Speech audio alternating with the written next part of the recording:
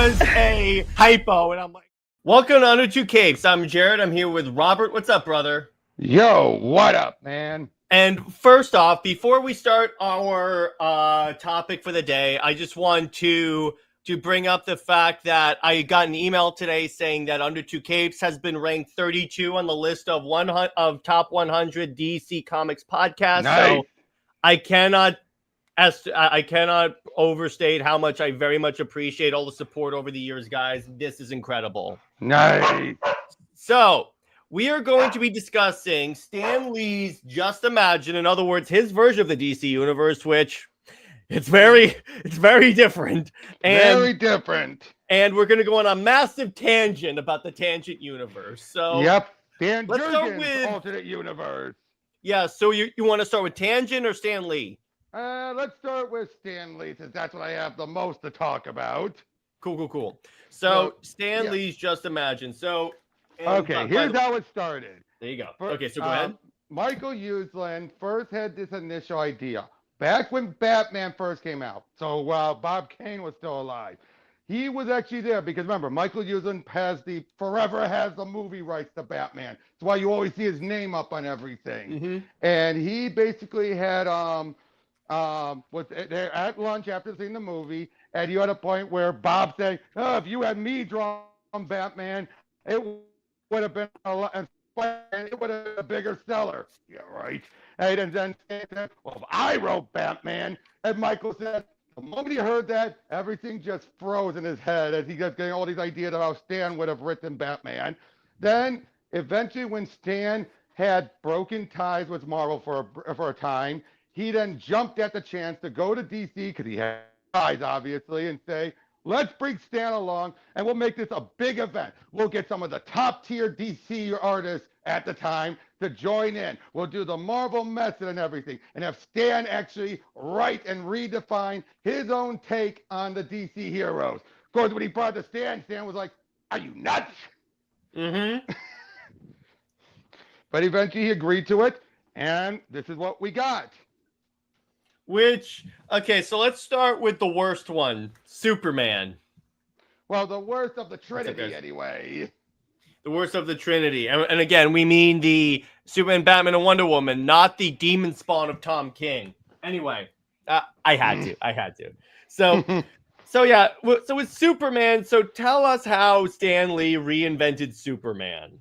1, he comes to Earth as an adult.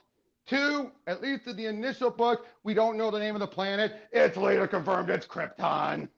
Mm-hmm. Even though it even makes a joke of saying, we can't bother telling you it. You wouldn't be able to pronounce it. I think he forgot that joke.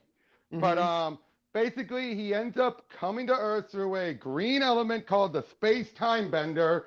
Yeah, kind of clever name there, Stan. Chasing after a thug who's kind of like a mixture of Lex Luthor with a bit of Zod being from his own planet and everything. This bald guy named Grok who killed the guy's wife. His name's Sultan, by the way. Isn't it Superman's name? He came to Earth, chased after him. Shenanigans ensued. He eventually meets up with Lois Lane, who's an agent here. Really annoying at that. Ha! I know you're going to love that. Hey, I'm talking about this Lois. So you can say she's lame? Yes, this one is Lois Lane. Yeah, baby. But you basically, he decides, I'm going to help the world's problems so they can focus more on their space travel so I can eventually get back to Earth and get back to my planet. So that's his reason. He wants to help prevent war and crime so they can put more and more money into the space travel so he can get home. You know what's funny? Going through a machine and like being teleported to Earth, that's very similar to, I think, Hawkgirl's origin, at least in the DCAU. Well, he wasn't transported there. He was on a ship that flew there, and when it came to Earth, it dissipated in the water. Okay, I see. Yep. But yeah, that's his origin. And basically, they really emphasize more the John Carter of Mars stuff, where he's stronger, faster, can see farther, but his flight is from his harness, which there's a major plot hole, but we're going to ignore that. Yeah, see the thing about that one is that they make him out to be like such a dick. Well, yeah, I know he is, and very Clint Eastwoody. Yeah, exactly. But then you get to let's talk about one of the better ones. I would say Yeah, yeah. Batman. The Batman one was a really good one. Yeah, I mean that was the one that it started it all with Uslan's idea, and basically Batman is Wayne Williams. You gotta have that alliteration. A black kid initially, and what I like is his blackness is not a factor. Yeah, exactly. Is in no way because they could have easily made this like a race thing. I know, but instead they have it be that he gets arrested, thrown in jail, by being framed by a old powerful crime boss who basically just got hurt because Wayne rescued his girlfriend, and he just felt like, oh, because I feel like it, I'm gonna ruin this guy's life, and he just happened to have a boss who hated his guts.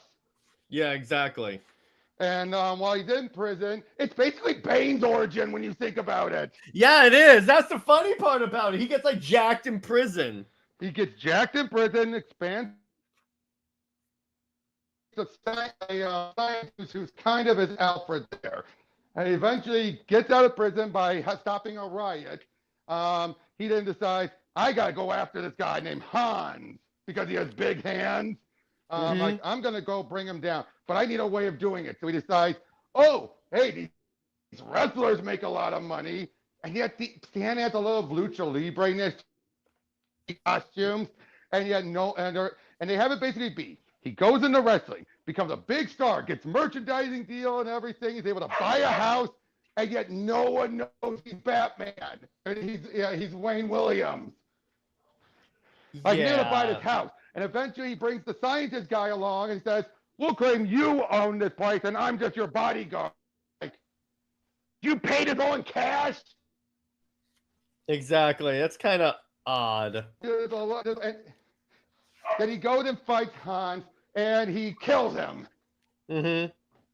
Yeah, Stan's characters are not above killing. Well, because a lot of the Avengers are didn't directly.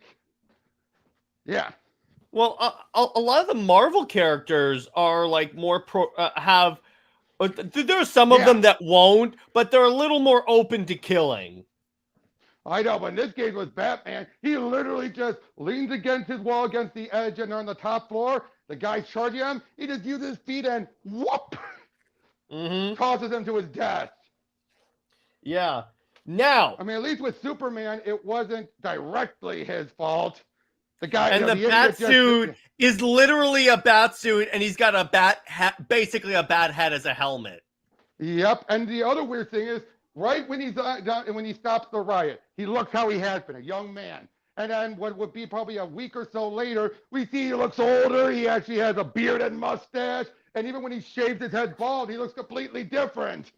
Yeah, exactly. By the way, Dave says, I'm sure these comics would have happened better if it was Stan Lee and Jack Kirby and Steve Ditko's DC universe. Probably, but that wasn't the point of this whole thing. This was it was more just Stan Lee himself working with some of the old and latest talent of DC at DC.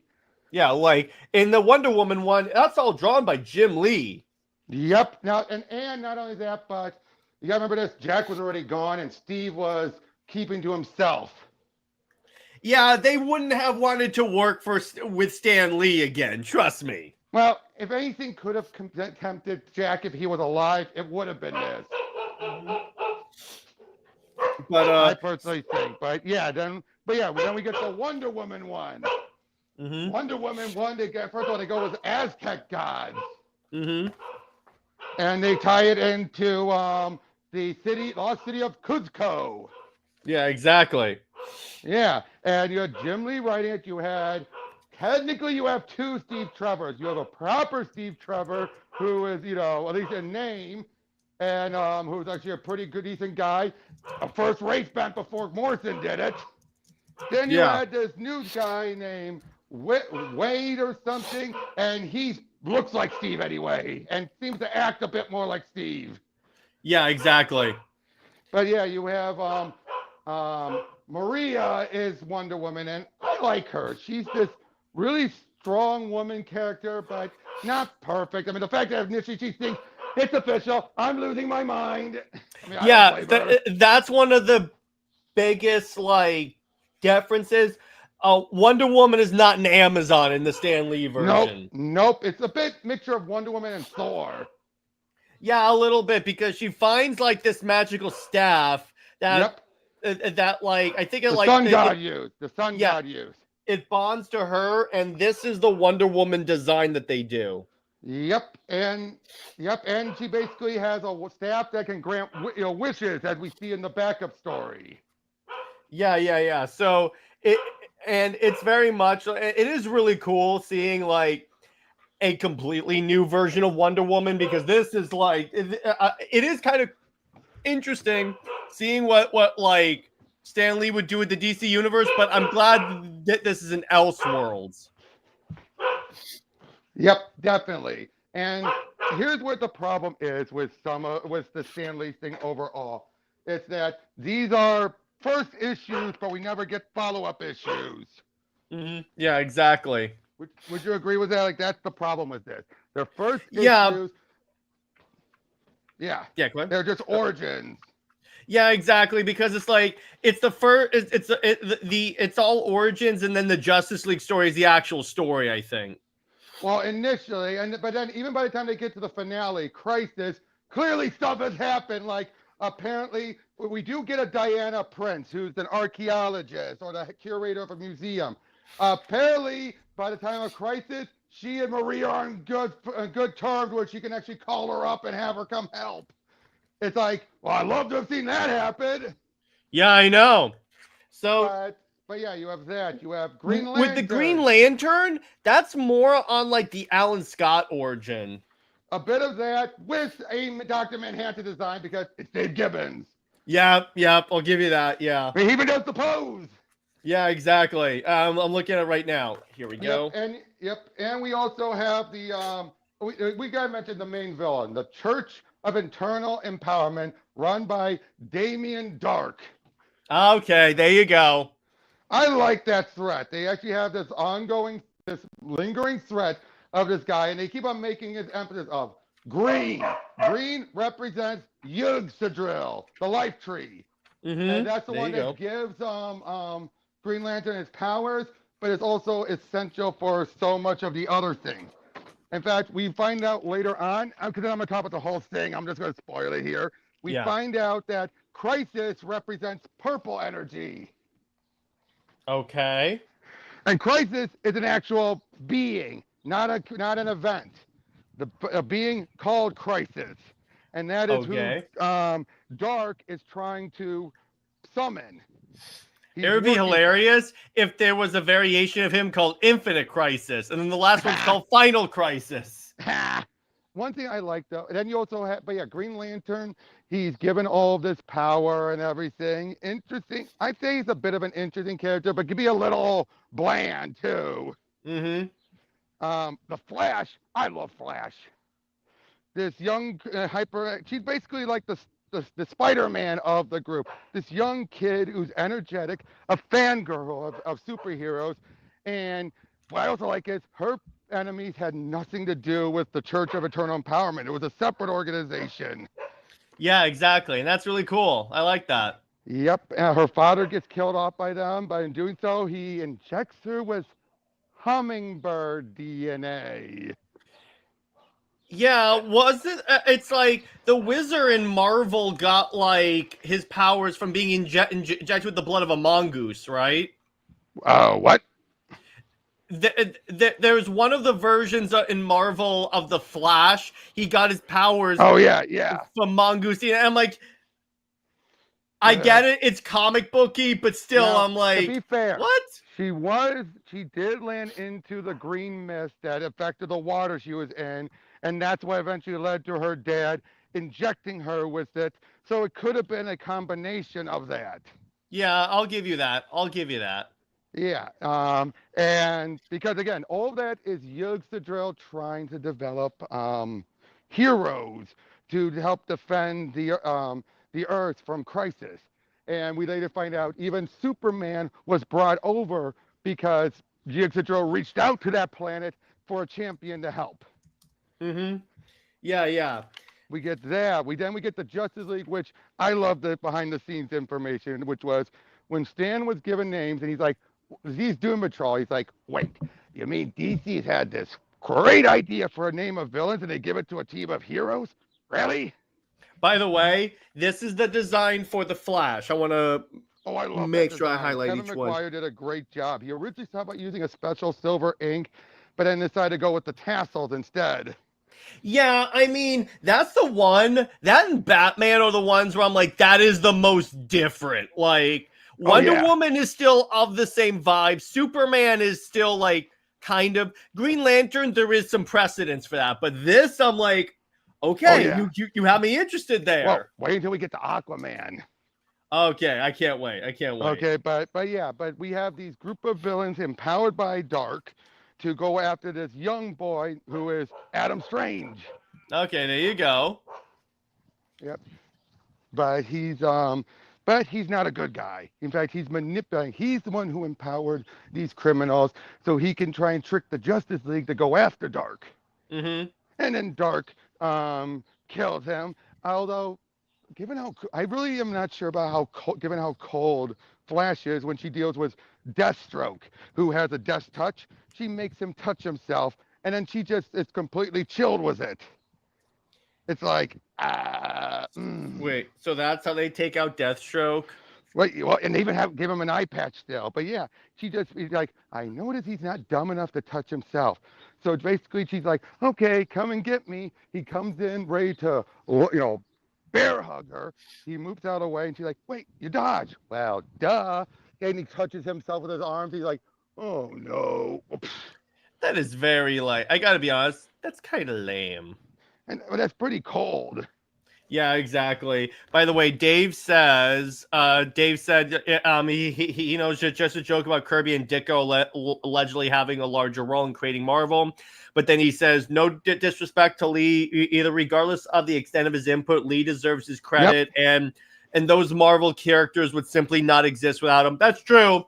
At the very least, Spider-Man would not exist. And here's the thing. Say what you will about Jack. Great ideas. He needed Stan to write things to make it easier for people to understand. Yeah, because here's the thing. Look at the Eternals and New Gods. They were incomprehensible to some. Well, let me put it this way. Again, Eternals have existed for a really long time, and they're not like this big team that they realistically should be. Nope. And the fact you had to have people pretty much make them Time Lords where they can change their appearances so they can match the movies when they're supposed to be eternal already speaks volumes. Yeah, exactly. So tell us about the Just Imagine Aquaman. He's basically Human Torch, but underwater. He actually becomes basically he injects himself with a bunch of weird DNAs of other sea creatures, trying to see if he can naturally be able to be underwater without the need of a scuba gear. But he deals with the green waters just like Flash, and it turns him into a living water. So in other words, so is he an android? No. Okay, so he's he's like Johnny Storm, Human Torch. Yep, but with the brains of Reed to a point. Okay, that makes sense. I mean, not to the extent of Reed. I'm just saying he has enough brains to be able to come up with that. What solution he injects himself with. Mm-hmm. That makes sense. That's cool. But yeah, you have that. You have Catwoman. Just imagine Catwoman. She gets struck by green lightning, but her and her cat did, and through her she gains long extended nails. So she's Lady Deathstrike. Basically, but heroic, completely heroic. She's not even an anti-hero. Okay, and her job and her day job is she's a model. Okay, that's cool. I can go with that. That's interesting. And then that works for Selena. In the backup story, refer to her name is Joelle Jordan. And then in the backup story, which Michael Uslan wrote, we find out her father, who's a former cop and is not liking the hero. So she feels like, I can't tell him who I am. He's Hal. Oh, so as in he's a test pilot and all that? No. His name is just Hal Jordan. They just used the name, but you have her competition, Dinah, who happens to also be a neighbor, gets scratched by the cat, Ebony, and it's basically supposed to be a subtle, possible setup for her becoming Black Canary. Because Okay, that's she has kind of a cool. pet bird. Okay, that's interesting. But again, they didn't go anywhere with that one. Shazam, basically, this guy who's a part of the Peace Corps goes up and is in this one area in the Middle East, meets up with this old man who's supposed to be Merlin, or at least a reincarnation of Merlin.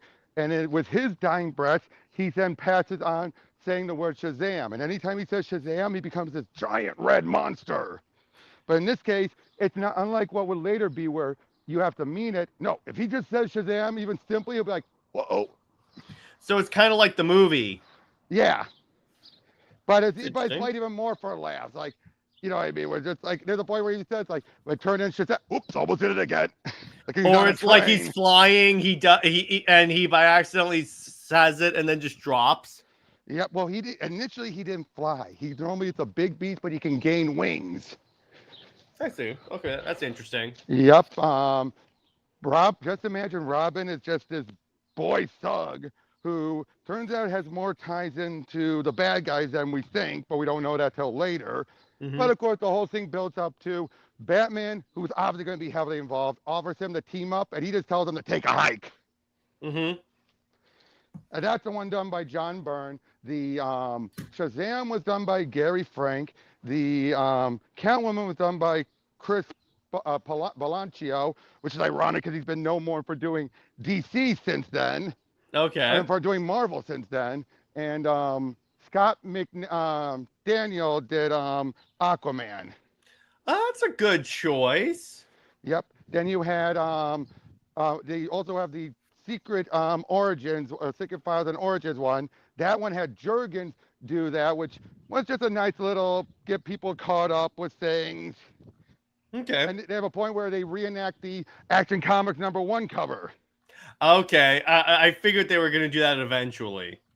Yep. You have that. Sandman. Cameron says I want to say the Robin thing was done because Stan said he didn't like sidekicks. Correct me if Yes. I'm wrong. Yes.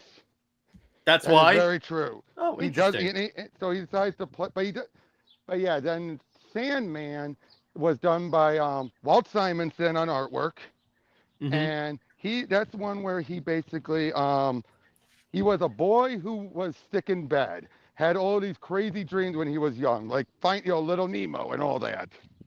Mm-hmm. But then when he finally got better, he became an astronaut. Just basically said, "I made up for lost time." Okay. And I should point out by this point, by the time of the Shazam book, we find out that Dark is also in leagues with Morgan Le Fay. Okay. But yeah, so eventually though, he had this dream girl, and by this point, Sandman basically leads right into Crisis because you have these people passing out from a sleeping sickness Mm-hmm. where they just go into a coma, and if they do wake up, they're going to be attacking people. Okay. And we find out that their souls have been taken into this dream realm. Oh, hold on a second. Mm-hmm. Yeah, go ahead. Um,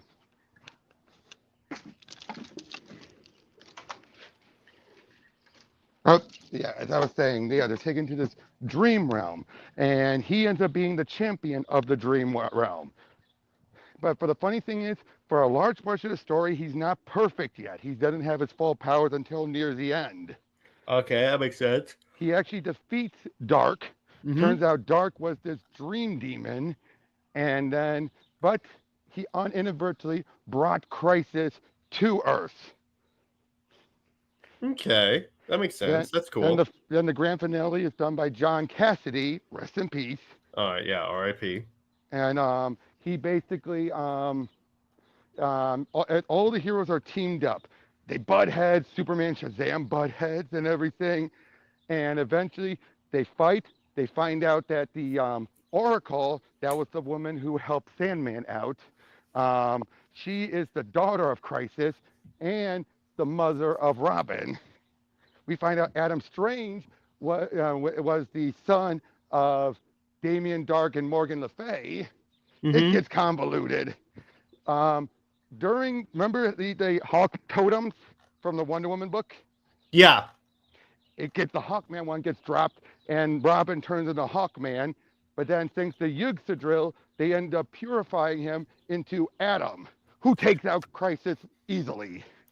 So Robin's Hawkman, Well, initially, then he becomes Adam, the Atom or Captain Atom? the Adam, and he's basically like, even more Okay. powerful than Green Lantern, because he just takes out Okay. Crisis like that. That's interesting, I guess. It's kind of Yeah. weird. Also, one thing that's been a bit of a subplot throughout all the backup stories is instead of heroes questioning the people questioning the heroes, instead you have people becoming lazy and lax initially because of the heroes, but then some of them decide, hey, we'll stand up and actually become better people. Like during the Green Lantern backup, you have people who decide, hey, we saw this one guy help out, we want to be cops like him. Yeah, exactly. That's kind of cool. I don't think that's how it works. By Dave the Impaler says John Cassaday was an amazing artist and should be Planetary. I agree. Great. Well, Planetary's fantastic. But yeah, that was the majority of the Just Imagine book. Eventually, a bunch of origins. Overall, pretty solid, pretty interesting. It's an Elseworld, so that helps with like my opinion of them, because it's like, yeah, it's not a fact in continuity, so you could do all this stuff. Which I'm like, there are some decisions where I'm like, with the Robin stuff, where I'm like, oh, come on, bro. But everything else, I'm like, because here's the thing, because like we said before, a lot of this was supposed to be like, what if Stan Lee got to write DC the way he wanted to write it and stuff? And I'm like, okay, that kind of works. And a lot of what's kind of funny? A lot of the characters he kind of gets. He does. Now, of course, this could also be because the artists were still basing things off of what came before. That is true. And because he's like with the Marvel method, it's a little easier for the artist to, like, let's say, check him. Exactly. But again, a lot of these are based off of his ideas that he talked about too, though. So yeah, which I'm like, okay, but again, short of the Superman one is the only one where I'm like, okay, where the hell is this coming from? Like I said, I think John Buscema gave him too much. Yeah, but other than that, I would give this whole like story and universe a solid, say, 7 out of 10. I give it an 8 or 9 for me. Okay, that's fair enough. And then they also had the special that was done in tribute to Stan. So you want to do your annual rant about how DC treats Stan Lee better than Marvel? What does that say? What does that say? Hey, yeah. I'll talk a little bit. I'll be right back. Yeah. So what we're talking about is like, so when Stan died, well, here's the thing. When Stan, when like Stan's 100th birthday passed by, Marvel didn't really do anything for him. You'd think they would, based upon the fact of all of the like contributions, Dave, to your point, that Stan gave to the company. So they didn't really do anything. DC, on the other hand, gave him a whole special issue, a whole special page, practically. And I'm like, guys, if DC is giving Stan more love than Marvel screwed up. And I've talked to many creators about this, and they all agree. They all are in agreement that DC cares more about creators than Marvel does. I mean, look at what just happened with John Saint-Pierre. Yeah, and it's like, remember, you had like Dustin Wynn saying he'll never work for Marvel again because of all that BS they put him and like Zoe Thorogood through. Yeah, exactly. But the fact that it was with Saint-Pierre, it's like, oh, come on, let the guy be the guy who actually worked with the head writer, work on the Spider-Man 94 book. Yeah, because chances are you want to do the same story he does. It's Spider-Man Finding MJ. It's a sequel to that show.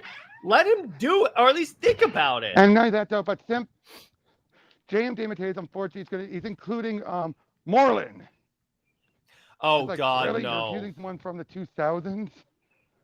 Well, also, isn't it kind of unfair because did they include like the original X-Men like creatives in the comic when they did that comic conclusion like continuation? Repeat that, sorry. When they did the continuation of the X-Men 97 comics, did they like include the creators from the show?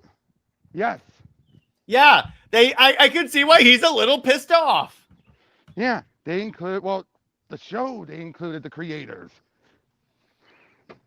Well, they didn't include them with the comic. No, okay. The X-Men 92 or whatever comic they did during Secret Wars, no, the creators were not involved with that.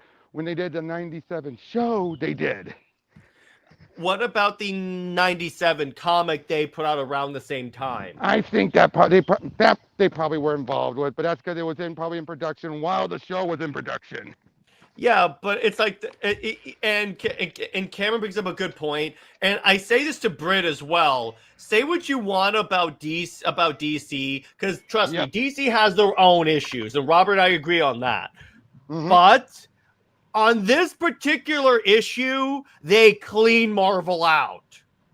Yep, I mean, look at what happened with Jack Kirby's 100. You had the Commandi Challenge. You had a bunch of one-shots dedicated to Kirby's creations. Yeah, exactly. Well, it's also like Kirby kind of created like one of DC's most iconic villains. So and I keep bringing up Perez's tribute. They did it as both a birthday tribute and a funeral tribute because they knew his death was coming. Yeah, exactly. So I'm like, the way DC takes care of its creators is why you've seen you've seen compared to Marvel an increase in like the quality of work, where with Marvel it's kind of gone down of late. Yeah, like why should we bother? Yeah, but because here's the thing, Marvel to a degree has the mindset of we're Marvel, why do we care? And with Disney involved, that made it worse. Yeah, exactly. But to a degree, I'm like, no, but you want to involve so that people will get hyped up for your events. Because here's the thing, no one's hyped up for One World Under Doom, which that's sad because that should be an event that gets people excited. 9 issues and then a 2-issue gap. Do you know what I read, by the way? I want to show you this. This is the Doom book that I read. This is the book by Campbell. Oh, yep. I think I know what you're talking about. Yeah, that. This was good. Yep. And then you even have that Doom book that Bring On the Baddies. That one book felt so much better. Yeah, but it's like see, the problem with One World Under Doom, it doesn't feel like it should be an event because a lot of the books it feels like it should have been like what Dark Reign was after Secret Invasion. A theme, not an event. Yeah, because here's the problem with it. Not enough books tie into it for it to feel like an event. Like, and by tie into it, I mean like actually address it. Oh yeah, because it's even the books that are tied into it, these miniseries, they don't even, first of all, it's not even like the whole mini is tied into it. Yeah, exactly. And I'm like, that's the problem. And I go, guys, it's like if you want me to get like. If you want me to get 9 issues, that's too many. They got up to 4 issues, and only then did they finally have a bit where Doom has to bring the heroes involved to help. And it's like, what is the point of this? Well, it's like, how many issues was King in Black, the actual series? Oh, 5. Yeah, that's the proper amount for an event series. And you had then you had the Venom issues as 0.5 issues. Yeah, and then obviously you had all the tie-ins, but my point is, 5 is like the max you should have for an event. 9 is like no. 9 is when you don't really care. And that's what you had. The problem you had with Secret Empire. 9 double-sized issues. Exactly. By the way, Dave, how little consistency that story had. Yeah, exactly. But Dave says, off the top of my head, the only creator I know that has a big problem with DC is Alan Moore, and his complaints seem kind of petty unreasonable. Yeah, because he's upset that so the contract is that he gets the rights to those characters back if DC ever doesn't publish Watchmen. But here's the thing, Watchmen got so popular that of course DC's gonna do stuff with it. Yep. And that's why I feel when people try to defend that, I'm just like, what did you expect them to do? Just sit off of a gold mine just to let him have it? And he would just probably have sat on it? Yeah, that's not the way that business works. I say this all the time. DC is not a charity, it's a business. And I'll also say this, I don't think he's upset about losing the money. That doesn't feel like Alan. He just wants the characters. It's more on it's more on the characters, I think. Yeah, exactly. He just wants the characters for himself, which that's fine. Yeah, but that's my problem. But it's like, dude, you're up. See, here's the thing. You're upset that like these characters are really big, and it's like, no, that still reflects positively on you that you at least created characters that people like. The fact that even when they had the reprints of Miracle Man, he basically, or Marvel Man, or whatever, he said, call me the original writer. I do not want any connection. Yeah, and by the way, original writer. So that's why it says on my Miracle Man trade by the original writer. I think that's also because he doesn't want to take away from the original creator. Yeah, okay. Angelo, whatever. Yeah, and by the way, Sean Franklin says, can Superman hit magic? Yeah, he can. Yes. Okay. What people... Here's the thing about magic, it cuts through his defenses. He has no defense. Well, here's the thing. He's not like... People confuse this. He doesn't have an invulnerability to magic. Yeah, the only person, he's not invulnerable to magic. He's not like... It's not a weakness. He's just vulnerable to it. But like a magic sword would cut him. Like it would anyone else. Like let me put it this way, it would be a weakness if he can't be in the same room with magic, like he can't be in the same room with kryptonite. Unless it's magic K. Unless it's magic K. But my point is, on its own, it's not, because he's held Wonder Woman's sword, and that's clearly magic. Exactly. It's more of a vulnerability to magic. Yeah, exactly. It's like how Martian Manhunter is like vulnerable to fire. Yep, exactly. Although his fire is closer, it's still like his kryptonite because it will cause him to go crazy and everything. And it's more likely to kill him faster than a normal human. Whereas yeah, I'll give you that. Magic affects Superman no different than it would anyone else. Now, let's transition and talk about the Tangent universe. Yep, we're going to have a tangent. All right, there you go. By the way, real quick, I want to bring up this one little thing. So I have Multiversity here, and it has the guidebook. I know this probably isn't necessarily accurate. This is the breakdown of the multiverse that I go off of. And by the way, I just realized it kind of is because they reference it in death metal. Yeah, and they reference it even in the Big Bang. Most of it, not all of it, some have been rearranged, but most of it is still canon with that. Well, like I say, for the purpose of this discussion, I'll go off of it. The Just Imagine Earth is Earth 6, and then the Tangent... still Earth 6. The Tangent Earth is Earth 9. Still Earth 9. Okay, so Robert, tell us about Earth 9. Okay, Earth 9, first of all, this was something that was mostly a Dan Jurgens concept. Now, he did not write everything. This was a fifth-week event. No way in hell is he going to write everything. Mm-hmm. You know what a fifth-week event is, right? That's, basically, when there's a fifth week, they would have a bunch of special stuff coming out each, and then it would either meet up or converge on the fifth week, or at the very least, they just took advantage and did a bunch of one-shots like that. Okay, I see. So basically, in the Tangent universe, it's kind of like DC's take on Marvel's new universe, where the universe, for the most part, it was like our own up until the Cuban Missile Crisis. Mm-hmm. And then when that happened, you had a new hero, the Atom, who's basically their Superman.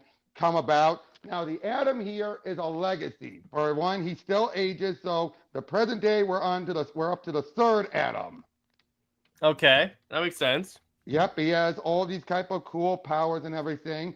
And the Cuban Missile Crisis didn't go well at all. I kind of imagine that, but okay. Yep, and eventually you would have various other. Basically, it's similar to Stan Lee, but even more so case of just take the names and do whatever. Okay, I see.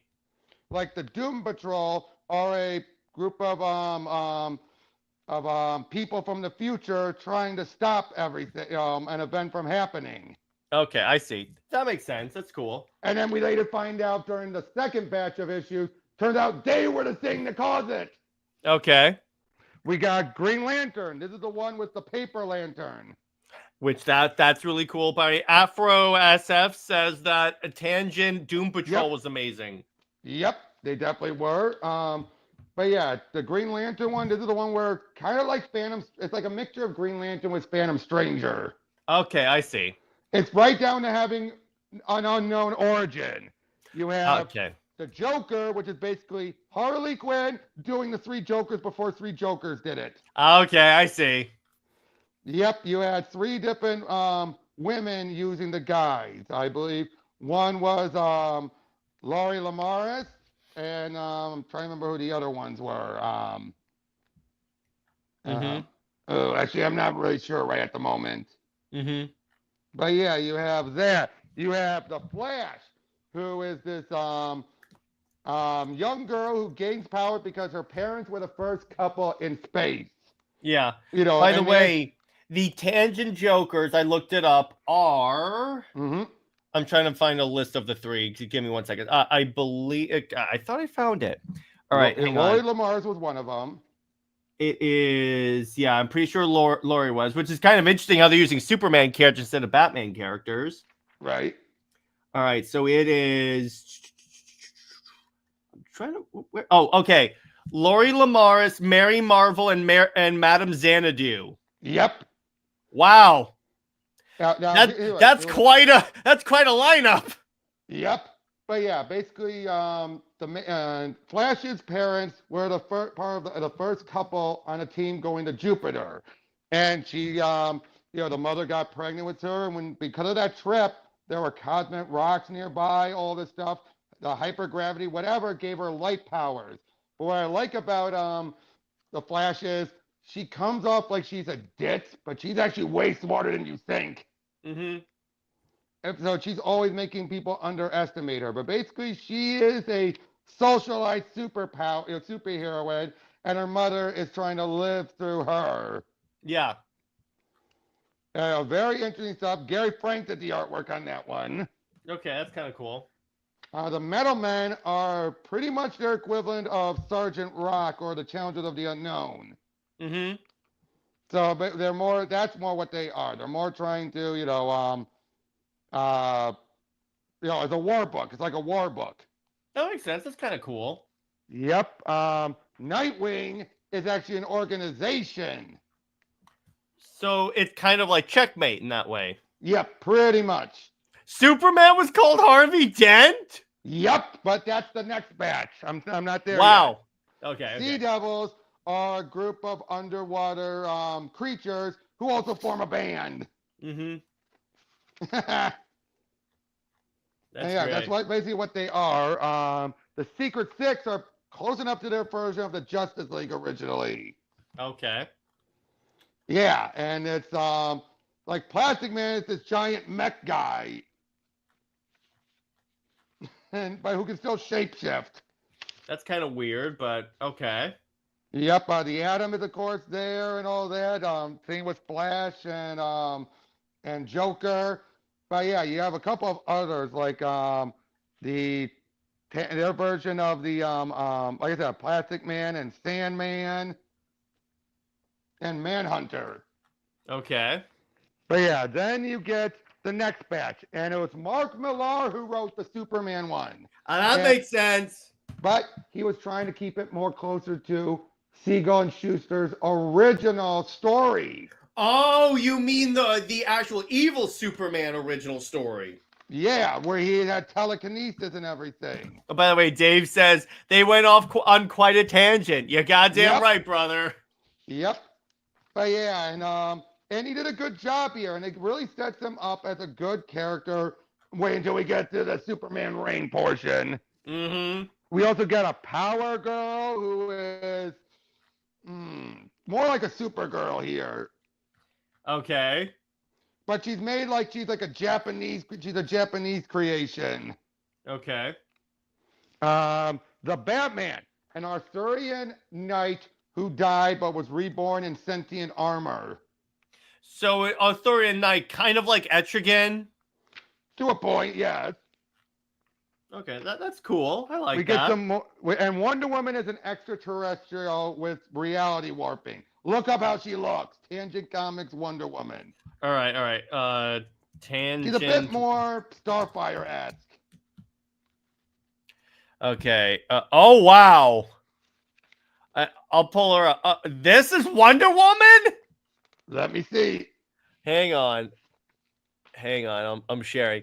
Cause this is interesting. Radically different, right? Wow. Yep. Okay. Oh, look at there's a better image. Third image. No, that one. Oh my god, that is so cool. And like I said, reality warping. Okay.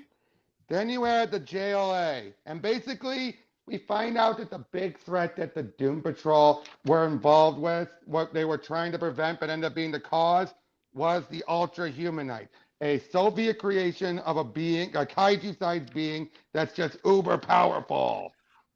Okay, that's cool. I like the Ultra Humanite. Yep, but like I said, in this case, it's more of a creation than it is a person. That's kind of cool. But yeah, and then but yeah, and that was the second batch. We even get a JLA in here, but it's more of a government group.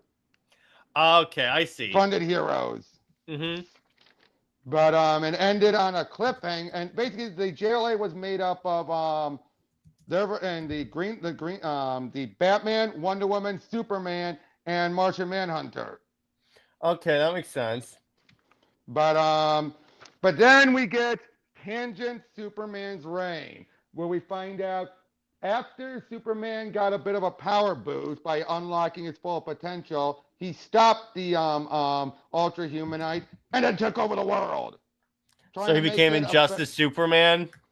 More closer to Squadron Supreme, Squadron Supreme, but using some tactics of injustice.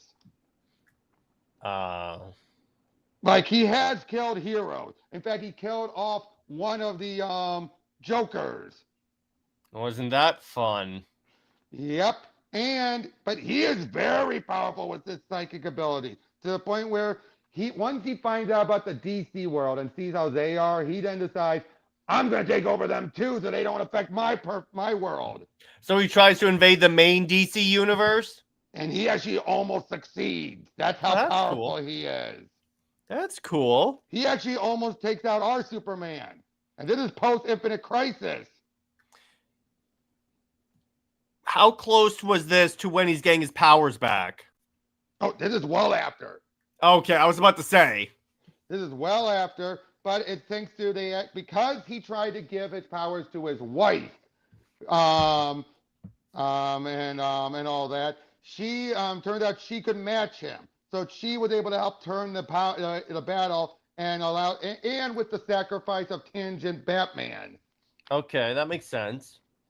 Yep, they're able to stop him. I like that. That's really cool. Yep, Lola Dent. Let me put it this way. I got you to admit that Stan Lee's Lois was annoying. Was this Lois annoying? Actually, I'm not even sure much about this Lois. I said, no, this is Lola. I said Lola. All right. But yeah, it was an interesting story, but it gets a little rushed, and it was interesting. It felt more like this was all done to wrap up the Tangent universe because they did end on a cliffhanger. Okay, that makes sense. I'm surprised DC does not put this in an omnibus. I am too, actually. They can come because it's 12 issues of Superman's reign, then 1, 2, 3, 4, 5, 6, Because 7, they 8, own the 9, rights to all the 10, they put Stan Lee's 11, stuff in 12. an omnibus as far as I know.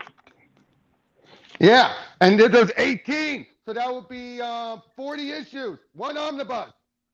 Yeah, exactly. So I'm like, why wouldn't you? Yeah, I'm looking at it right now. They do have a Stan Lee omnibus. So I'm like, why wouldn't you do this? I know, and you could also include the JLA issue because there was a JLA issue that tied into it. Yeah. Yeah, that was during McDuffie's run. There was that one issue where they someone swapped places with at the Atom and caused a bit of a kerfuffle because of the Green Lantern's paper lantern. I don't think it's ever been collected in any way. I don't think. Except for the Tangent Superman's reign, it collect trades. Yeah, but I'm like, yeah, because it's like if there's that much content in there, there's no reason. And this isn't like with Marvel and DC where there was like a lot of like lawyer stuff. Yeah. No, this is like you still own this universe. Exactly. That'd be an interesting question to ask. Why isn't that brought into an omnibus? Exactly.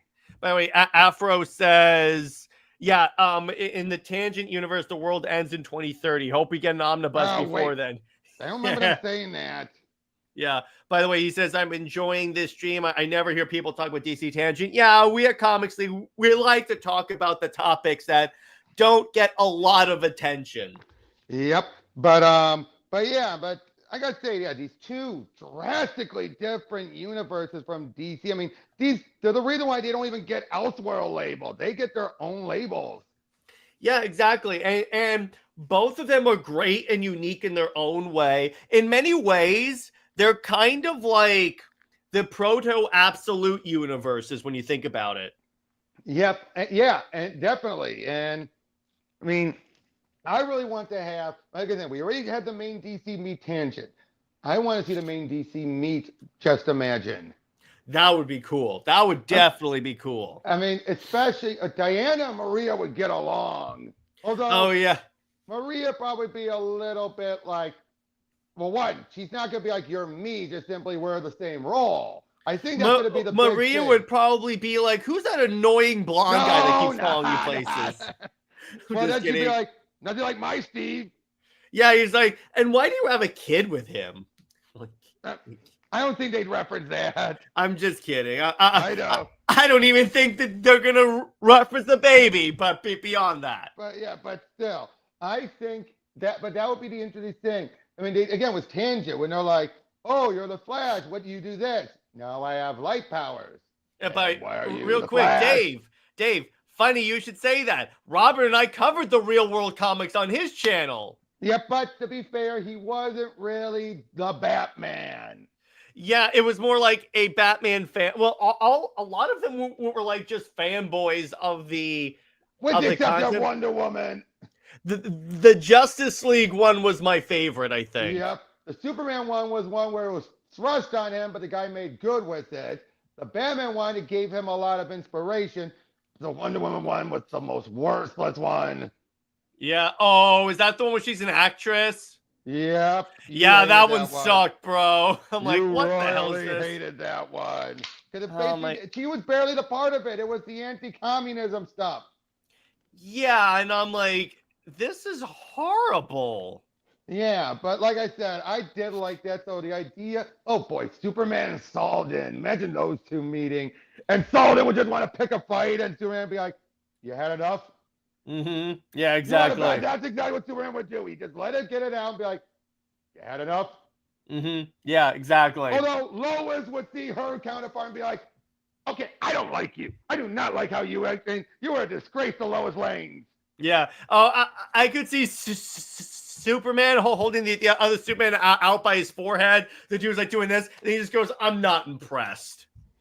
Yeah, well, to be fair, I do. Well, yeah, but I do think Superman would be, again, just like, you finished? You got out of your system? Yeah, exactly. Green Lantern, though, would be like, huh.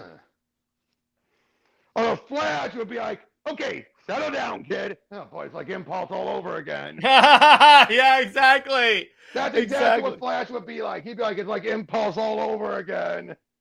Yeah, exactly. I love that. That's great. I love that. Batman would be like just, I think he would just raise an eyebrow, hear a story, and then be like, very different, but we both ended up in a similar place. Not a fan of you killing that guy, but given the situation, though, I think you like, given how you didn't have the training, you're more of a wrestler. It's more understandable. Yeah. By the way, if Batman met the real world Batman, you know what would probably happen? He'd go, "How do you He look at gave a him a Robin hug suit?" first. Yeah, he'd be like, you give him a hug, but he's like, "How do you look at a Robin suit?" Oh, and they're like, Robin? I know Robin. Perfect. Because that was sweet. Yeah, exactly. Yeah. The Batman one was the best one, honestly. Overall, I mean, the Justice League one was the most heartfelt one.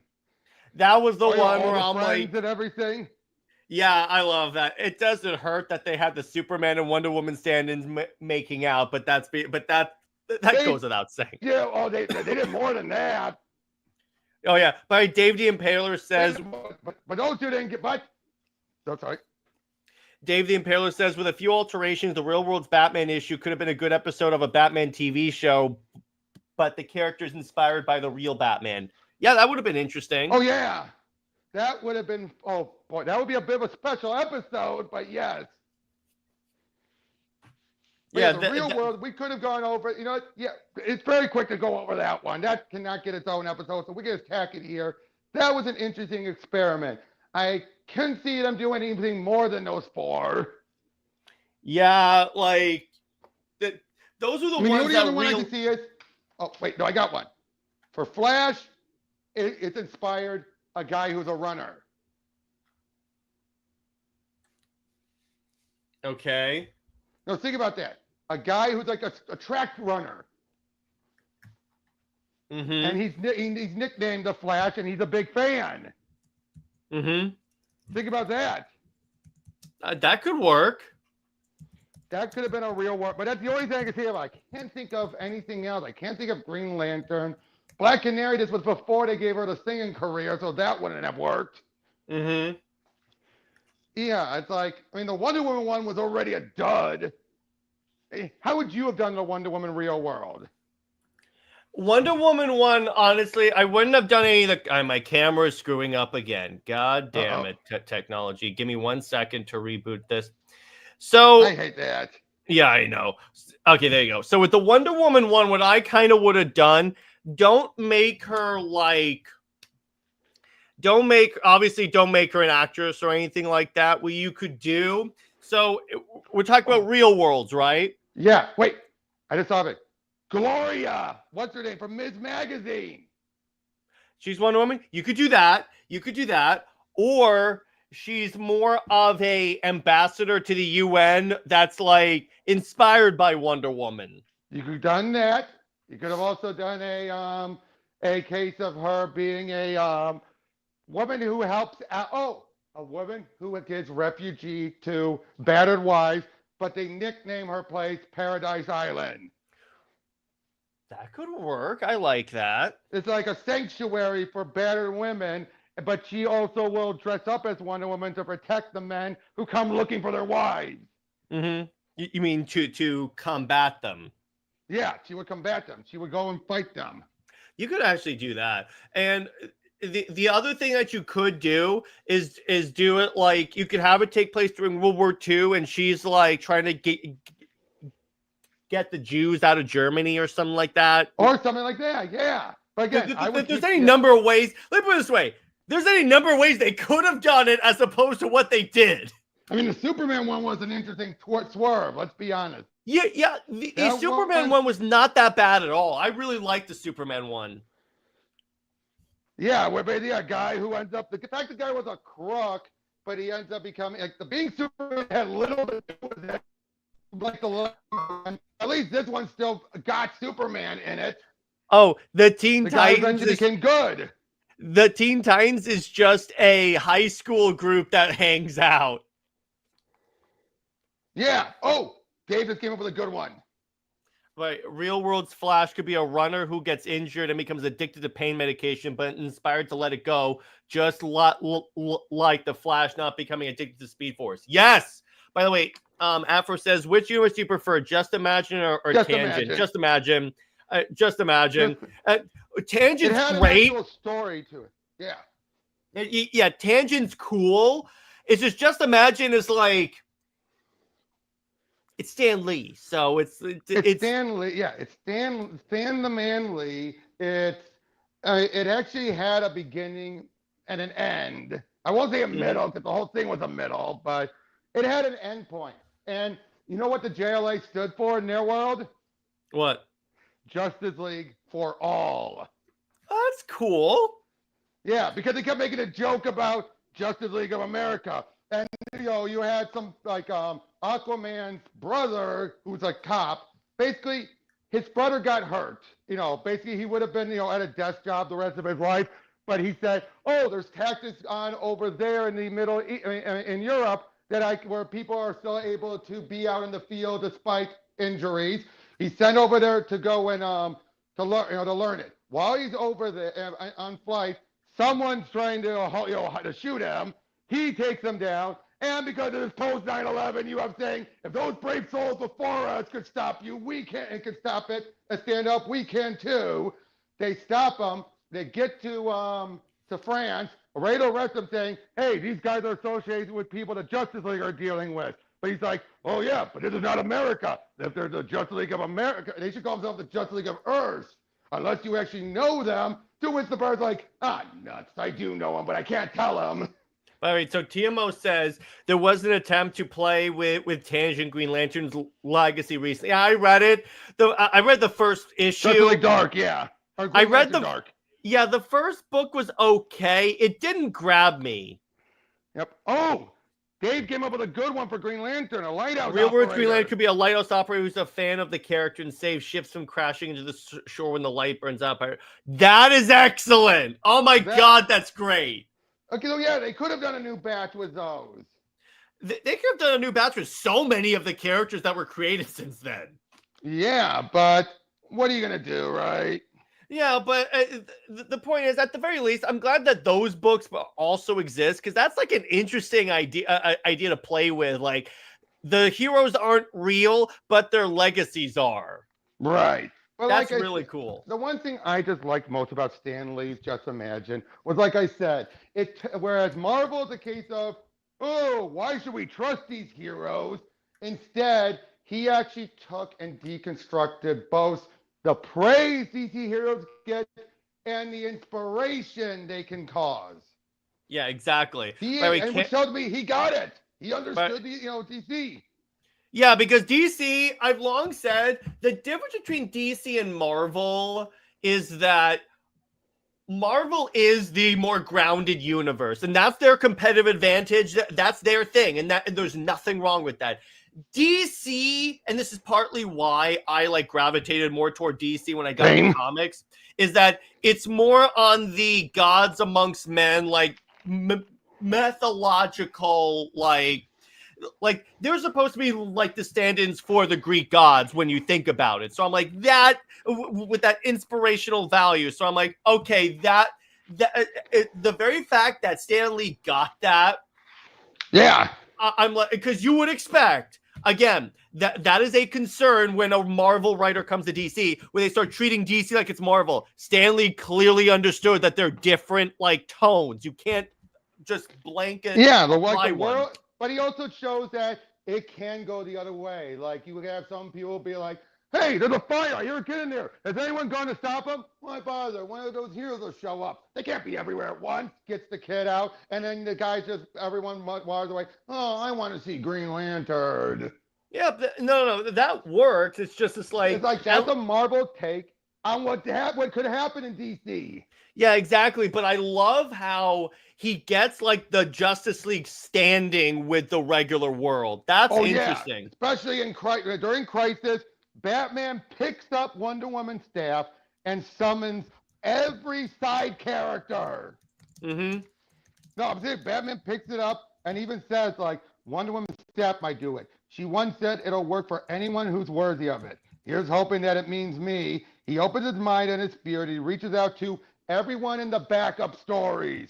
They are summoned there and they come and help. And by being there, it's able to help, stop crisis. Yeah, exactly. And by the way, Cameron says, I have to read Tangent one day. Sounds really interesting. It's probably on. Is it on the site?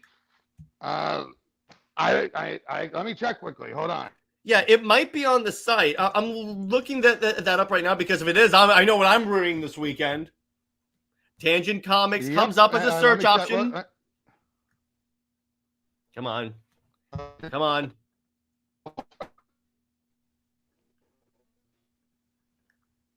And, oh, it went to the wrong issue. Come on. Tangent. Let's try this. All right. Enter. And Tangent Comics shows up. It's got, yeah, they're all on here. Nice. Even the Superman's Reign? I see Doom Patrol, Lantern, Flash. Flash is hot. Nightwing, Metal Man, Trial of the Flash, the Batman. Oh, so they have the regular ones. Let me check up Superman's Reign. Yeah, they have. I'm using DC Universe Infinite, Cameron. I'll actually share my screen right now so you guys can see. They do not have Superman's Reign. They just have the regular issues. But pretty cool. I'm like, okay, I'll definitely check those out. And by the way, Afro says, just discovered this channel. I'm now subscribing. Thank you. I really appreciate that. Nice. Metahumans work as a better allegory than mutants. You could kind of go with that. I kind of agree with that to a degree. TMO says, it's a good question why after Grant Morrison's multiverse comic, when he painted, where he painted universes in detail, he even made Mysterious Earths, but almost no one except Tomasi's Superman comic continued to develop the multiverse. One of them was Milestone. Milestone was reserved for one of those. Even Morrison said it was. They just didn't use it because they were still working the legalities. Otherwise, it would have been one of those Earths. We should cover multiversity on an episode. I think that would really work. Yeah, oh yeah, definitely. I did a PTN on that a while ago, but yeah, I mean that guidebook is my favorite. That guidebook is the best part of that entire damn series, bro. Yep, and I love what it says here. For example, for Earth 6, the happening home of Aquaman, Sandman, and Batman, Green Lantern, and other familiar names, given new and unfamiliar stories. On this world, Superman is a castaway cosmic cop from the planet Krypton. Wonder Woman wields the senses-sundering celestial staff of Manco Capac, the Incan sun god, while the glistening Green Lantern channels the peerless power of the wondrous world tree Yggdrasil against the villainous Reverend Dark. Yeah, there you go. By the way, Dave has an interesting suggestion. DC Universe Infinite should be packaged with Max, or at least part of the selection, because a lot more people might read the comics. It should come with your Max subscription, I think. Yeah, or at least the basic version. Yeah, at least the basic version, not necessarily the super version I have, but still. Yeah. And then here's Tangent. Yeah. Here, Superman is a human being of vast intellect and mental power, while the Atom takes his place as the Earth's foremost superhero. Here, the light-powered Flash is the first baby born in space. Here, Green Lantern can resurrect the dead. Here, Joker's an anarchist prankster on the side of freedom, and Batman is a time-lost armored spirit seeking justice throughout eternity. Yeah, exactly. How many times can he say here? That's actually really cool. And by Cameron, no, it's not packed. It's not packed. I wish it was, because that would honestly get more people signed up for it. Right. But now I will say this. Bring up one thing about Just Imagine. It ticked me off when they got wiped out during Convergence by the Future's End robots. Bro, that series pissed off people for a lot of reasons. But it also got other people happy with the tie-ins. I know. Like it resolved the Roy Harper thing. Yeah, and it resulted in John getting born. Which I enjoyed. which well, I know why you enjoyed it. But then you also have, thankfully, because of how it was, where it wasn't they took the worlds and the worlds died, they were just plucked out of their points of history. You had Yeah, exactly. So it's like they it. don't. The clip. Huh? What? The clip. I was setting you up for the clip. Oh yeah. So it's because of that. It's like they. Robert and I had this conversation because here's the problem with this. So it's like they're plucked from time, and let's say they blow up.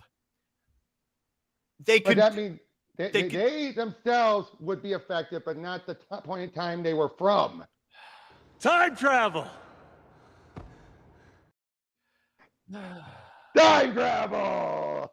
Oh my god. It's I'm just like, can you guys make sense for 5 minutes? Well, you guys remember, they were also stuck there for about a year without powers. Mm-hmm. a lot of this, I'm just like, guys, come on. But anyway, I think it's a good place to leave it. We covered a lot of stuff. So, Robert, where can we find you and what we got coming out on your channel? We got the link down below. You can check it out. I got Pro Teaches Noobs. I've got a couple of videos in the can with Brick going over Peter David's Supergirl, and boy, does she love it. It's a good book. As for me, this weekend, Britt and I will be going live to compare Superman and Wonder Woman's relationship to Medusa and Black Bolt. And moving. I said interesting. Yeah, exactly. I have to talk to JJheat about movie night. Comics League Dark is tomorrow, as well as my members only panel. So if you guys want to hop on that, could become a member for as little as $1 a month, and the channel memberships, they should be somewhere down here, as well as be sure to like, comment, subscribe, exactly, because there's like a lot of great content we're coming out.